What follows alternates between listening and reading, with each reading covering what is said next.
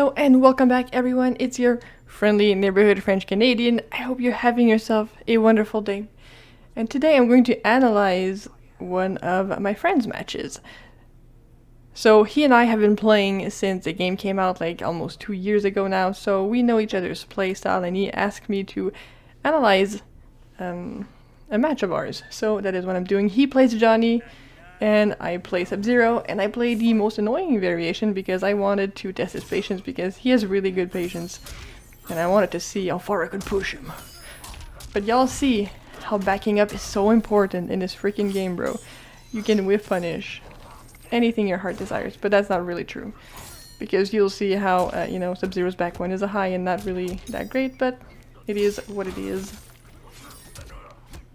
Now, you see what he was doing there after force balls, he would go into forward 4, but then the next sequence, it's like he wasn't really prepared to, or he didn't really know what he was going to do on block.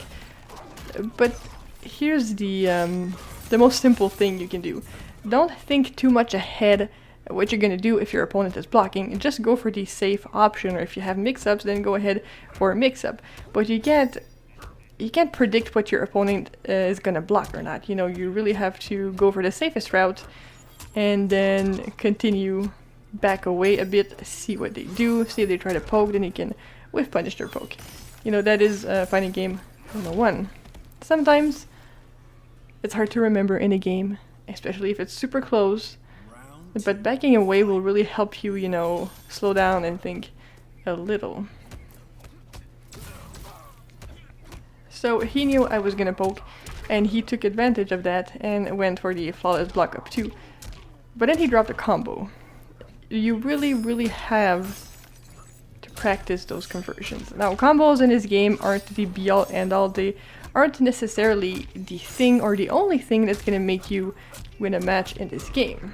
But if you can take a big chunk out of your opponent's life bar when you can, after a punish, when they make a mistake, then it's going to be really important. And you see how he wanted to go for that flawless block again, but I knew he was going to go for it, so he did the input before, and I was able to sort of punish it weirdly with Sub-Zero, but that is also something you have to think about.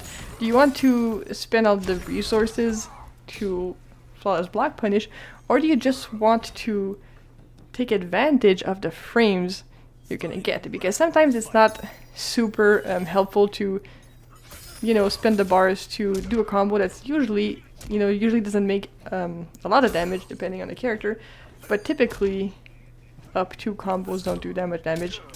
Or do you want the frame advantage? Obviously, every time in a fighting game, the answer is you want the frame advantage. So the flawless blocks are freaking good, but you want to use them for the frames and not necessarily for the combo. See how he was, you know, I mean, obviously I was doing ice ball, which is stupid, so, but he could have done, you know, 1-2 into nut kick into full combo punish off of that. Now I thought he was gonna grab there, so it gets pretty tight here at the end. But yeah, I've played Lion a lot, and I think he definitely improved on his up close pressure. It is definitely better. He's still just as patient, but I feel like he could focus a bit more on walking backwards. Now, I like to say this to everyone because it's true. Walking backwards in this game is so freaking good, and it will help you a lot. Especially if you just go in on the opponent and all of a sudden you're overwhelmed and you're like, oh, what am I gonna do on block? I don't know what to do. And then you end up just smashing random buttons, which, you know, will get you punished, especially by better players, right?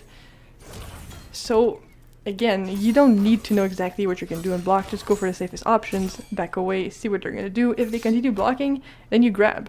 You know, that's what I was doing to you at the end, because you were waiting for that poke to flawless block, and instead I would start grabbing you. Or I would walk backwards, and then I would go into Sub-Zero's back 3-2 when you poke.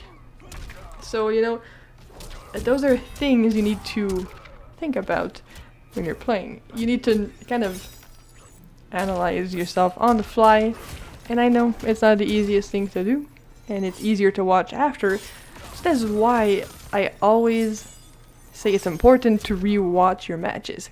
You know, you don't have to save every single match, but sometimes you just have to re-watch a couple, and it will actually help you a whole lot. You know, the entire reason I improved a lot in this game, in my opinion, is because I kept analyzing my matches on here, and I decided to post them, and then I kept doing it, and I kept like figuring out what I needed to work on, and it really helped me improve a ton. So usually in fighting games you want to just focus on one thing to practice or get better at, get sharper at. But there are two things that I want you to think about the next time you play. So first off, obviously your spacing and your use of frame advantage is good, but you need to learn when to back away and whiff punish. And that is especially important in MK11 because it is a game where spacing and blocking is patience is pretty much everything. And I also want you to work on those conversions, my friend.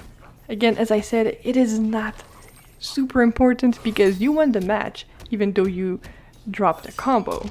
But it will make a difference, and it does make a difference in tight matches and matches where both of you are, you know, less than 30% health. If you drop the game-winning combo, you're gonna hate yourself, and you're gonna want to practice that thing until you get it 100% of the time.